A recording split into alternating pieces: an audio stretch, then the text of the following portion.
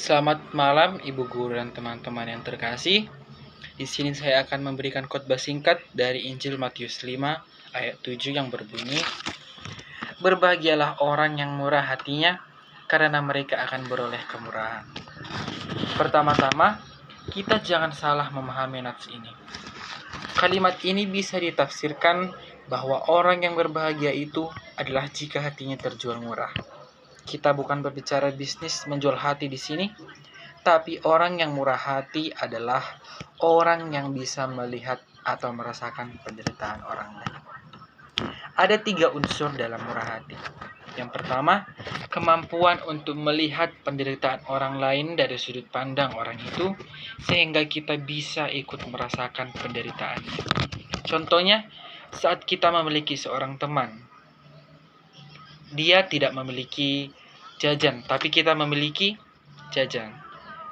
Jadi kita berpikir bahwa kita pernah di posisi dia tersebut, kita sangat menginginkan makanan tapi kita tidak dapat membelinya, jadi kita memberikan makanan kita kepada dia.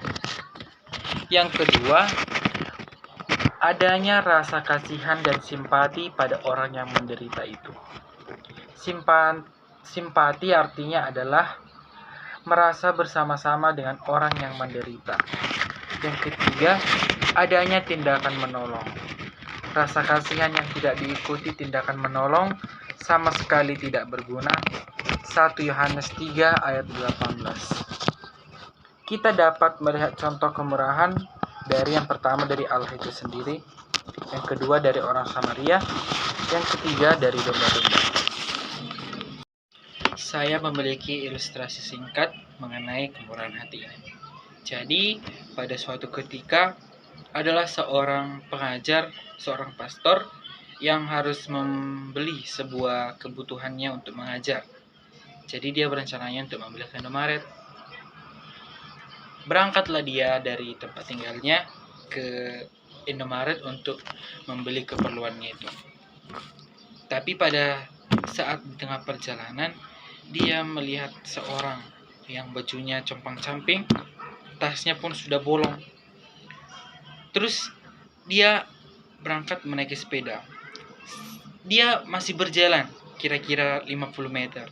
Tapi pada saat 50 meter itu, hatinya tersentuh oleh rasa belas kasihan. Dia ini seorang pengajar, jadi dia ini mengajar tentang kebaikan orang Samaria. Jadi dia bercermin kepada orang Samaria, sehingga dia memutuskan kembali untuk menjumpai orang yang baju compang-camping itu. Dijumpainya lah, terus dibilangilah seperti ini, "Tunggulah dulu di sini sebentar ya, biar kubelikan makanan." Terus mengangguklah orang yang baju compang-camping itu. Pergilah pastor ini ke depan biara, karena di depan biara itu ada menjual nasi. Dibelikannya lah, terus dipesannya lah makanan sama ibu-ibu, katanya bebas aja lauknya, campur aja. Setelah itu dia menerima makanannya, memberikan uang 50.000 dan mendapatkan kembali 40.000. Dibawanya lah ke si baju campang-camping itu, terus dikasihnya lah. Tapi si baju compang-camping itu meminta lah kan. Terus dilihatnya ke dalam plastik, tidak ada minumnya. Jadi si baju compang-camping itu pun bertanya kepada pastor itu, "Minumnya mana?" katanya. Ternyata si pastor ini lupa membeli minuman. Terus dikasih pastor inilah kembalinya tadi.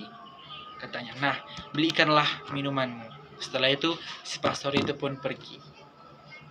Tapi pada saat sudah agak jauh, si pastor itu kembali berpikir, bagaimana jika si baju compang-camping itu membeli minuman sendiri? Pasti orang-orang akan berpikir bahwa dia sedang mencuri. Jadi pergilah si pastor ini untuk membeli minuman. Dibawanya lah kembali ke si baju compang-camping ini. Kemudian si baju compang-camping pun tersenyum dan pastor itu pun tersenyum. Selesai. Terima kasih.